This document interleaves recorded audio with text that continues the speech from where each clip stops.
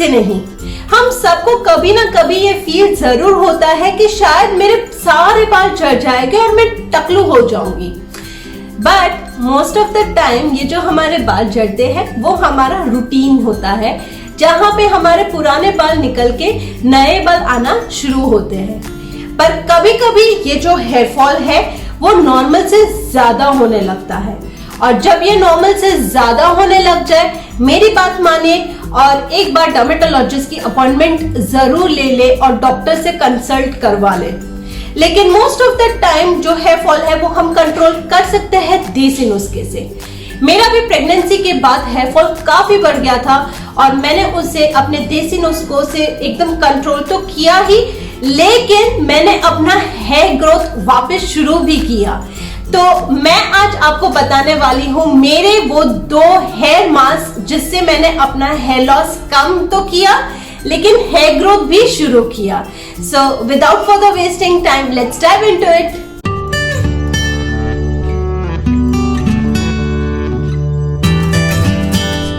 सबसे पहले तो हम जानेंगे कि हेयर फॉल होता क्यों है। मैं आपको बताऊंगी ऐसे टॉप 10 रीजंस जिसके वजह से हेयर फॉल हो सकता है, और उसमें सबसे पहला है न्यूट्रिशन डेफिशिएंसी। क्या आपको पता है कि अगर आप सही तरीके से खाना नहीं खा रहे हो और सारे न्यूट्रिशंस नहीं ले रहे हो, कुछ न्यूट्रिशन डेफिशिएंसी हो रहे हैं जैसे कि आयरन, कॉपर, जिंक, प्रोटीन, तो आपको हेयर फॉल हो सकता है। इनफैक्ट विटामिन डी भी आपके बालों के लिए उतना ही जरूरी है।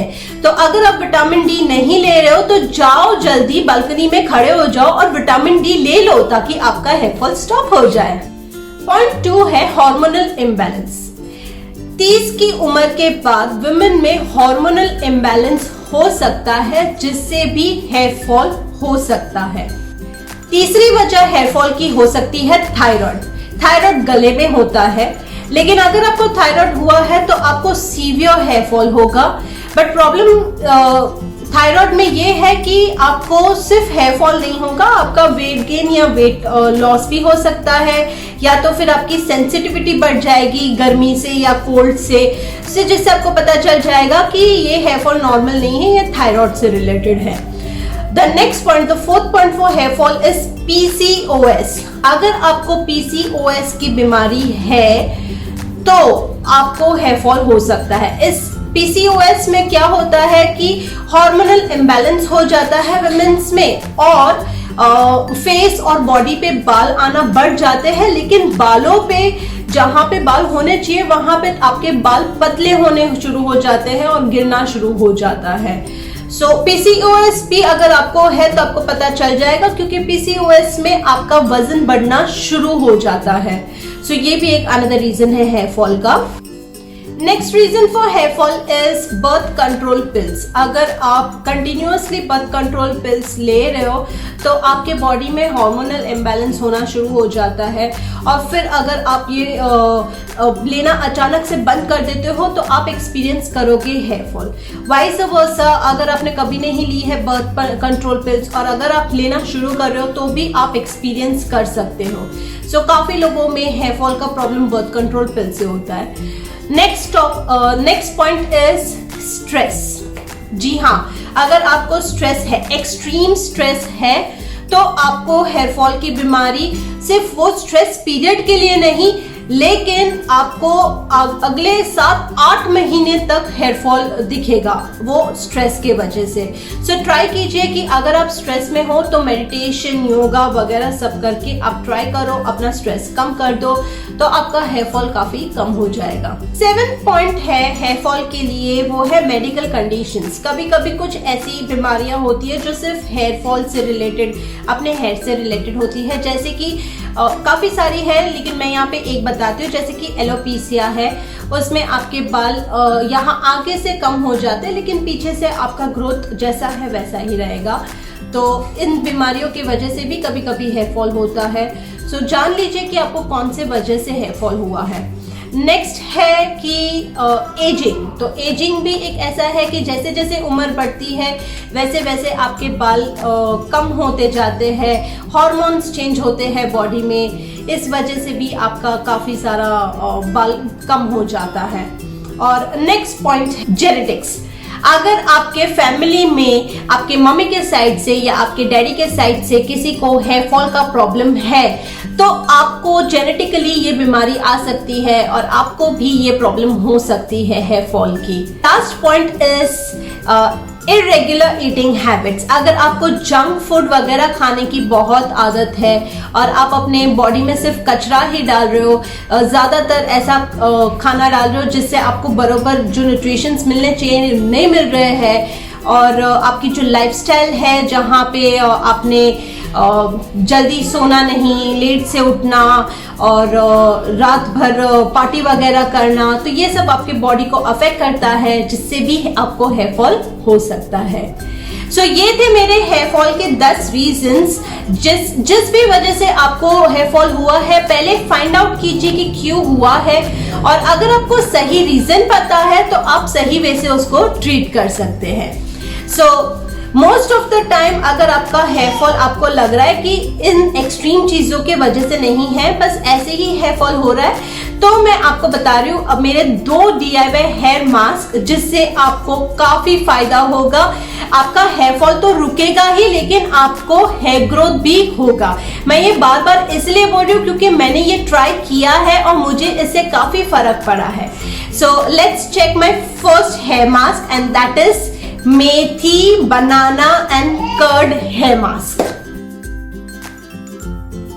इसके लिए मैंने लिया है हाफ कप मेथी सीड्स, और इस हाफ कप मेथी सीड्स में मैं पानी डाल के ओवरनाइट इसको सोक होने दूंगी। ये हाफ कप मैंने अपने बालों के साइज के हिसाब से लिया है। अगर आपके बालों की साइज मुझसे शॉर्ट है तो आप और भी कम ले सकते हैं। सो ओवरनाइट सोक करने के बाद मेथी सीड्स कुछ इस तरह से पफ्ड अप हो जाएगी और आपको पता चलेगा कि ये सोक हो चुकी है, और फिर आपको इसे ग्राइंड करना है मिक्सर में। So this is the methi paste. You have to be very careful when you are grinding it. It's not easy to grind methi seeds, but the paste will be like this. Put little water and grind it. And I'll use some yogurt. So any yogurt, don't use sour yogurt, use fresh yogurt for your hair. And 1 ripe banana. You can see how ripe it is. But I'll definitely tell you what are the benefits of using ripe banana for your hair. So this is the super duper hair mask which you can use for ample reasons. आपको एक ripe बनाना लेके उसे अच्छे से mash करना है, और उसमें मैं डालूंगी 2 चम्मच दही, और फिर ये मेथी पेस्ट उसमें आप मिक्स कर दो। सब इतना अच्छे से मिक्स करो कि बिल्कुल भी लम्प्स नहीं रहे और आपके बालों में वो इजीली लग जाए। एज अ पेस्ट बना लो उसे।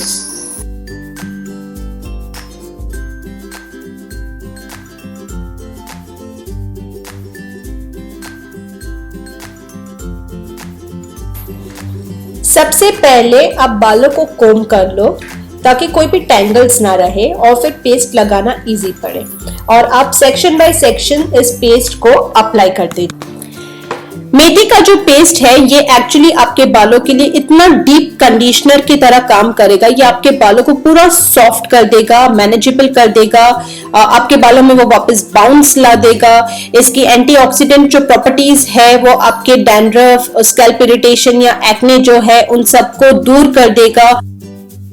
मेथी में काफी हाई लेवल में प्रोटीन होता है और निकोटिनिक एसिड कंटेंट होता है जो आपके बालों के हेयर फॉल के लिए काफी बेनिफिशियल है, जो एक्चुअली आपके बालों के हेयर ग्रोथ को प्रमोट करता है। और मैंने बनाना इसलिए ऐड किया क्योंकि बनाना जो है वो पोटेशियम में रिच है, उसमें काफी सारा नेचुरल ऑयल्स है, कार्बोहाइड्रेट्स और विटामिन भी है जो आपके बालों को सॉफ्ट करता है और आपके बालों की जो नेचुरल इलास्टिसिटी है उसे प्रोटेक्ट करता है, स्प्लिट एंड्स और ब्रेकेज को नहीं आने देता, और आपके बाल काफी मैनेजेबल, शाइनी और डैंड्रफ फ्री हो जाएंगे। दही जो है वो एक्चुअली आपके बालों के जो डेड स्किन्स है उसको हटाने में मदद करती है, जिससे आपके रूट्स जो है वो स्ट्रेंथन हो जाएंगे और आपका हेयर ग्रोथ हो सकता है। आप ये पेस्ट हर 15 दिन में लगा सकते हैं। अगर आपको बहुत हेयर फॉल का प्रॉब्लम हो रहा है तो आप इसे लगातार 15 दिन लगाते जाइए और आपको 2-3 महीने में रिजल्ट्स दिखने लगेगा। आपका हेयर ग्रोथ तो शुरू हो ही जाएगा, बट आपके बाल स्मूथ भी काफी हो जाएंगे और आपको बाहर की किसी भी स्मूथनिंग केराटिन ट्रीटमेंट की जरूरत नहीं पड़ेगी।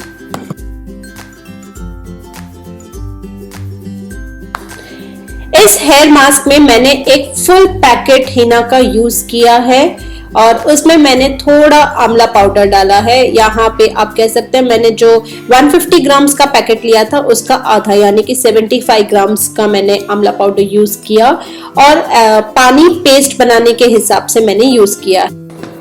इस मिक्स को आप ओवरनाइट रख दीजिए और नेक्स्ट डे मॉर्निंग आप इसमें 2 चम्मच 3 चम्मच या जितना दही आपको ठीक लगता है उस हिसाब से आप उसमें मिक्स कर लीजिए और बालों में लगा दीजिए। इसे भी आप सेक्शन बाय सेक्शन अपने बालों में लगा दीजिए और 2 घंटे तक सूखने के लिए रख दीजिए। फिर आप इसको ठंडे पानी से आराम से धो सकते हो। मैं henna every once in a month लगाती हूँ। आप सोचोगे हीना तो जो है वो हेयर कंडीशनिंग के लिए है, लेकिन नहीं, ये हेयर ग्रोथ के लिए भी उतना ही अच्छा है। क्यों? क्योंकि सबसे पहली बात कि ये आपके स्कैल्प को हेल्दी रखता है। किसी भी तरह का डैंड्रफ हो या किसी भी तरह का कोई भी माइक्रो ऑर्गेनिजम्स आपके बालों में है तो वो उसे दूर कर देगा। सेकेंडली, ये आपके स्कैल्प का पीएच लेवल्स जो है वो बैलेंस करता है और ये जो है स्प्लिटेंस को प्रिवेंट करता है, हेयर डैमेज को रिड्यूस करता है, जिसके वजह से आपका स्कैल्प हेल्दी रहता है और जो पोर्स जो होंगे जिसमें कोई भी कचरा या कुछ भी रह गया है तो वो सब निकाल देता है। इस वजह से आपके जो हेयर ग्रोथ है वो प्रमोट होता है और आपके बाल बढ़ते हैं, आपके बालों रिपेयर होते हैं, स्ट्रेंथ आ जाता है आपके बालों में, जिस वजह से आपके बालों का ग्रोथ बढ़ने लगता है। एंड नो डाउट हीना जो है वो आपके बालों को काफी अच्छा कंडीशनिंग कर देता है। इस वजह से मैं हमेशा ये यूज करती हूँ। इसके साइड इफेक्ट्स काफी कम है। अगर आपको एलर्जी है तो आप थोड़ा सा टेस्ट पहले कर लें और फिर उस हिसाब से आप इसमें डालें। मैंने इसमें आंवला पाउडर भी डाला था और आंवला के आपको बेनिफिट्स तो पता ही है।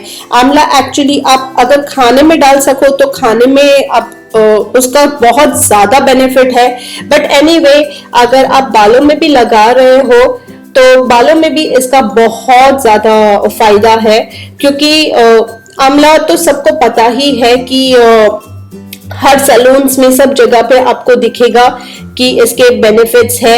इसमें बहुत सारा विटामिन सी होता है जो स्टिमुलेट करता है हेयर ग्रोथ को, और इसमें जो कोलेजन्स होते हैं वो अपने डेड सेल्स को रिप्लेस करते हैं और नए बालों को प्रमोट करते हैं।